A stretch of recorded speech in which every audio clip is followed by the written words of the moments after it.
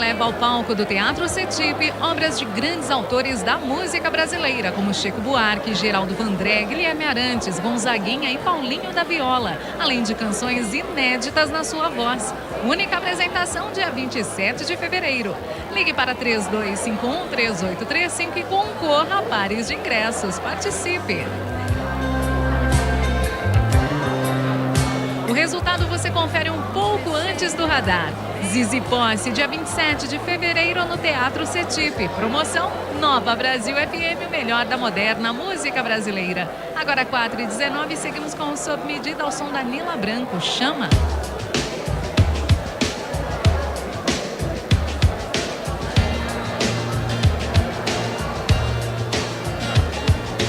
Fala, estou pronta pra te ouvir, então chama.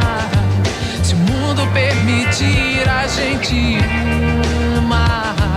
Ardendo essa paixão por dentro grita. Deixa o céu se abrir nesse momento, chora. Pra fora essa vontade linda agora. Como se existisse amor ainda agora.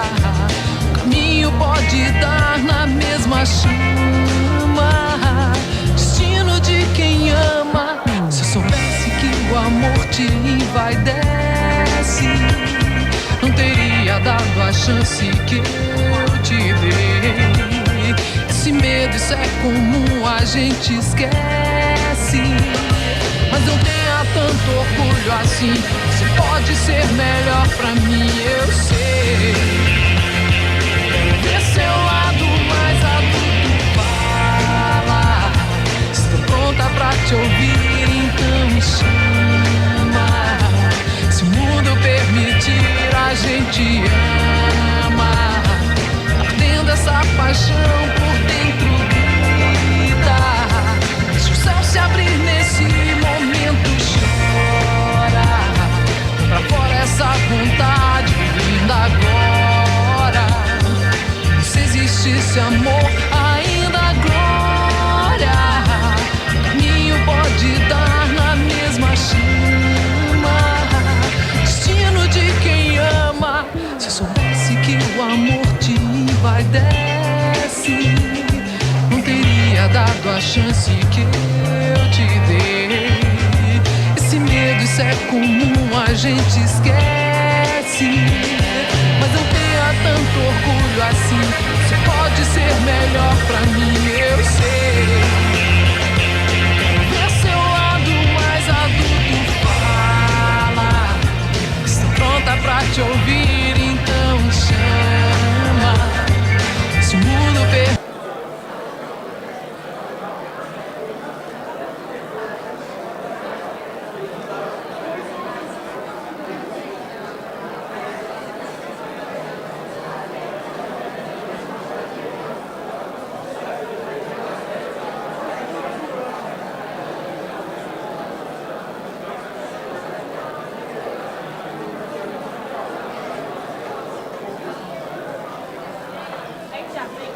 Oi, já sento. Ela vai apresentar no mas já sentei, eu não sei se você quiser. Certo. Tá bom.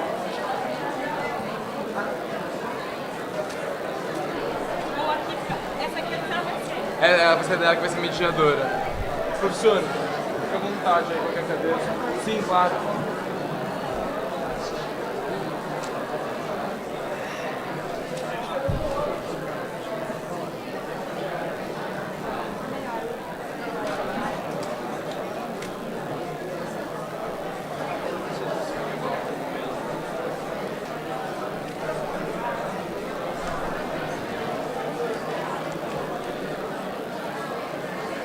Vamos lá então. Piquetinho que colou aí.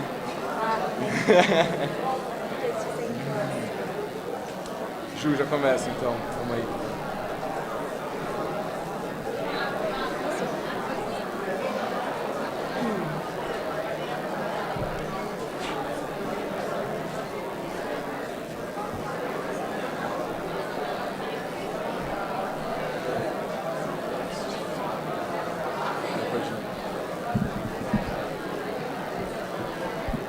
Oi.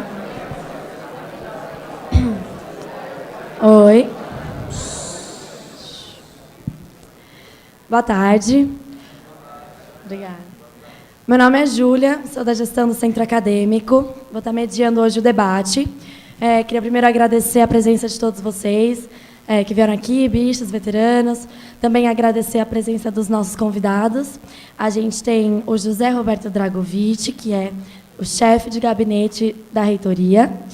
A Gabriela Ferro, da Comissão Gestora do DCE Livre, o Reinaldo Souza, diretor do Sindicato de Trabalhadores da USP, o Sintusp, e o Rodrigo Tonedo, presidente do Centro Acadêmico Visconde de Cairu.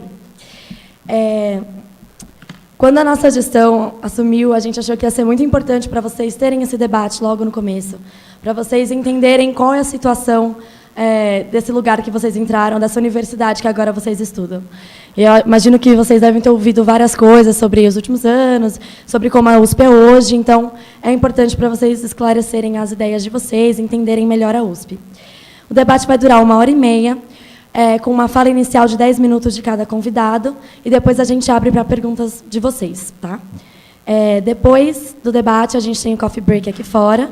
Depois a gente vai fazer o safari, que é um passeio pelas faculdades que são aqui próximas da FEA, para vocês conhecerem melhor a universidade. E depois a gente tem uma confraternização na vivência para vocês conhecerem melhor. Tá? Então, a gente vai começar. Queria pedir para o Rodrigo começar falando, então. Oi, gente. Boa tarde. Tudo bem? Como a Júlia já falou, meu nome é Rodrigo Toneto, eu sou o atual presidente do CAVC. E vou também contextualizar um pouco essa ideia de como surgiu esse evento, que a linguagem, o discurso, ela se origina do lugar de onde você fala. Então, cada um de nós fala de um lugar bem específico. E a ideia do evento é dar voz para cada uma dessas entidades representativas e legítimas.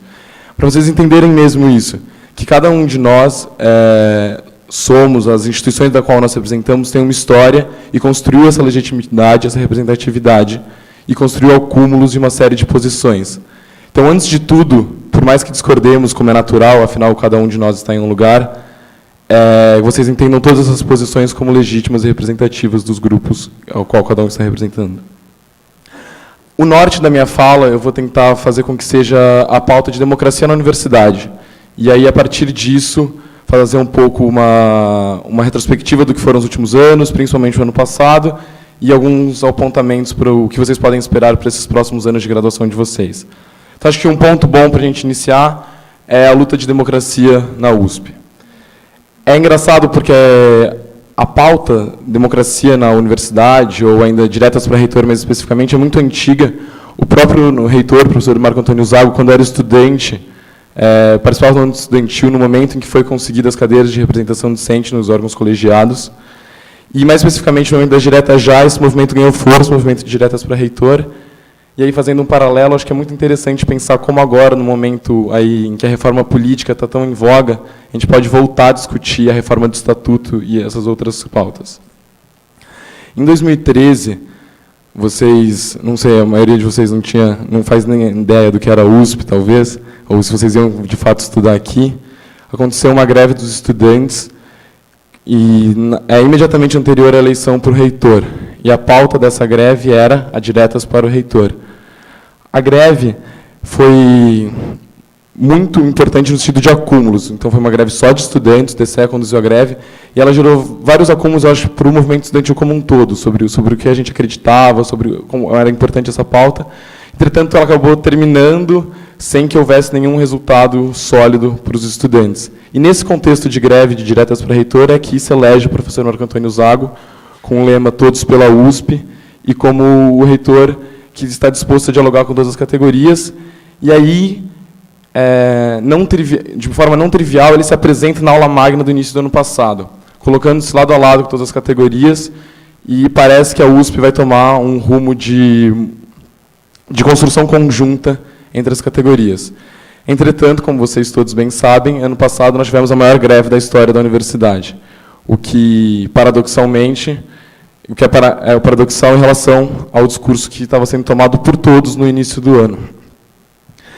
E aí é importante ressaltar como a crise financeira e como o que é o motivo da greve específico, está relacionado com a falta de democracia. Porque o Conselho Universitário, que é o órgão máximo de deliberação da USP, o qual a COP, que é a Comissão de Planejamento, que é quem faz o orçamento, está associado, é um ambiente muito pouco acessível para todas as categorias, que deliberou sobre o orçamento de forma muito desqualificada, não sei se a gente pode se colocar dessa forma, sem levar em conta todas as consequências que teriam as suas decisões.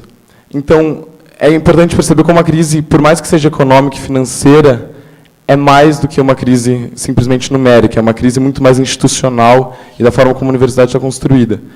E aí, para nossa surpresa, dado uma crise institucional, que teoricamente deve ser discutida com política, houve um isolamento das categorias e aí uma dificuldade em se comunicar com a reitoria, principalmente no período de greve, e que, aparentemente, no início do ano a gente voltaria a poder conversar. Infelizmente, o professor Zago não pôde vir hoje, então a gente agradece especialmente ao professor Drogovic por estar aqui, mas agradecemos mais ainda ao Sintus pelo DCE e ao Núcleo, que hoje não pôde vir, mas por estarem presentes durante a greve, colocando suas pautas à disposição de debate e de construção conjunta.